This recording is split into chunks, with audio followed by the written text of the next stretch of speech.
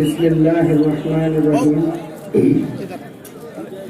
Rabbi इश्रह ली सदरी वयस्सिर ली अमरी वहलुल उक़दतम मिन लिसानी यफ़क़हू क़ौली। सबसे पहले मंच पर मौजूद हम सब के आदर्श हमारे नेता हरदिल अजीज जनाब एडवोकेट बाला साहब अम्बेडकर,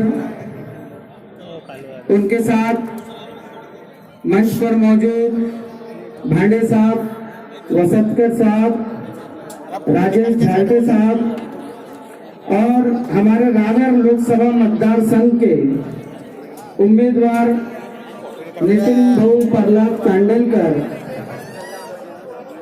या सर्वांसमोर इन सबके साथ आप तमाम को एक जोरदार क्रांतिकारी जय भीम, जय भीम।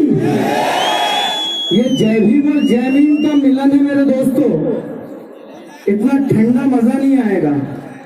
ये जय भीम और जय भीम का नारा नागपुर तक जाना चाहिए कि नागपुर में बैठे हुए लोगों से लेकर भुसावल तक जितनी खाकी चड्डियां है सब खिसकनी चाहिए।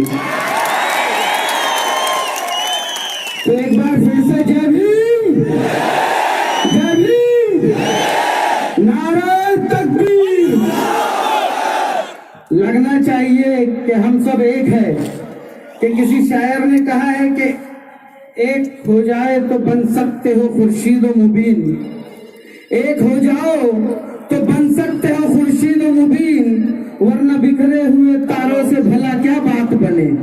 हेलो, बिखरे हुए तारों की तरह नहीं रहना है मेरे दोस्तों, हमको एक होना है। पिछले 70 साल से कांग्रेस ने दलितों और मुसलमानों के वोटों को अपने बाप की जागीर समझ के रखा था। इनको ये लगता था कि इनके पास कोई पर्याय नहीं है। ये खाकी चड्डी वाली जमात बीजेपी के साथ और शिवसेना के साथ जाने वाले लोग नहीं है। इनके पास हमारे सिवा पर्याय क्या है? तो यकीन मानो दोस्तों, अल्लाह रब्बुल इज्जत ने हमारे अंदर मुसलमानों के लिए बैरिस्टर असदुद्दीन ओवैसी और बहुजनों के लिए एडवोकेट बाला साहब अम्बेडकर को भेजकर ये तीसरा पर्याय इनके सामने रख दिया है। बता दिया है कि समझ लो, सिर्फ तुम ही नहीं हो, मेरे बंदों में 2 बंदे ऐसे हैं जो इन 2 जमातों को एक कर देंगे। और जिस दिन ये एक हो जाएंगे, समझ लो ये चड्डी से लेके जनोए तक के सब भागते नजर आएंगे। हमें किसी धर्म विशेष पर टिप्पणी नहीं करनी है दोस्तों, लेकिन आज अगर जुल्म करने की बारी आती है, अत्याचार करने की बारी आती है, तो सिर्फ 2 ही धर्म विशेष को टारगेट किया जाता है। इन्हीं को जो है तो निशाना बनाया जाता है, एक तो मुसलमान, दूसरे दलित और वंचित। तो फिर हम इनको क्यों ना बताएं कि हमें तुम्हारी जरूरत नहीं है, तुम तो हमारी जरूरत है।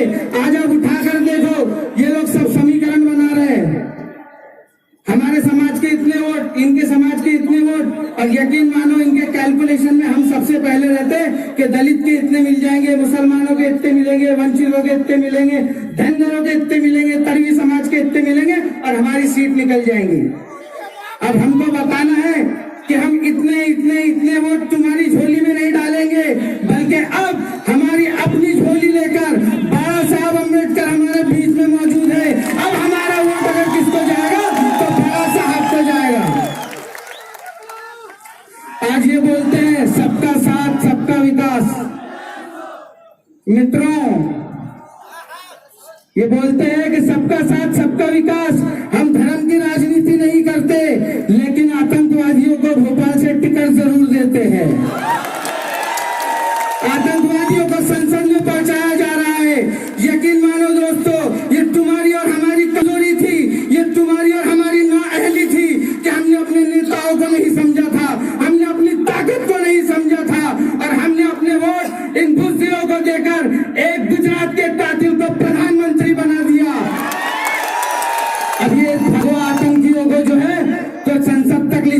चाहते हैं? क्या ये भारत देश को आतंकवादियों का गहवारा बनाना चाहते हैं क्या?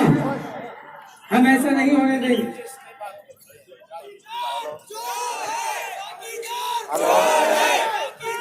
साहब, ये होती है महानता। साहब बोले किसी को पर्सनल अटैक मत करो, हमें कोई लेना देना नहीं, हमको हमारे लोगों को जागरूक करना है और हमें अपने लोगों को संसद तक पहुंचाना है।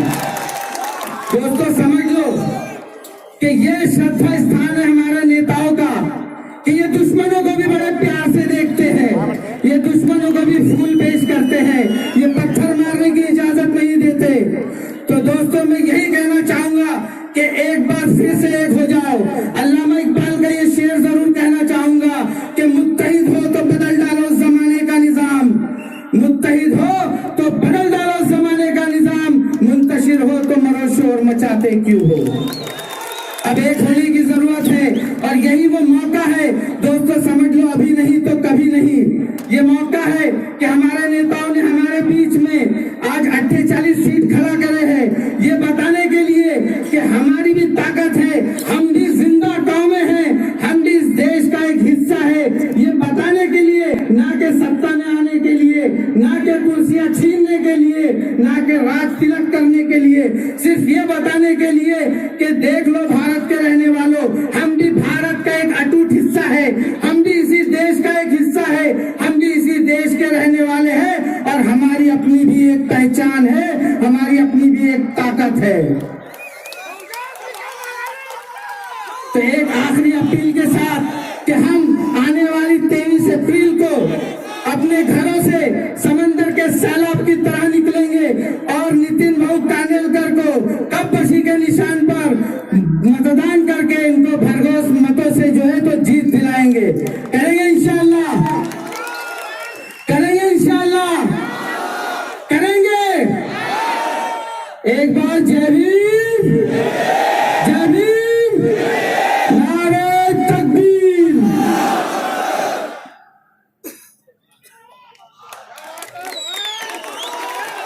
धन्यवाद फिरोज भाई। मी उपस्थित सर्व समुदाय आणि स्टेजला व्यासपीठाला एक आठवण करून देतो की या पवित्र अशा मैदानावरती महामानव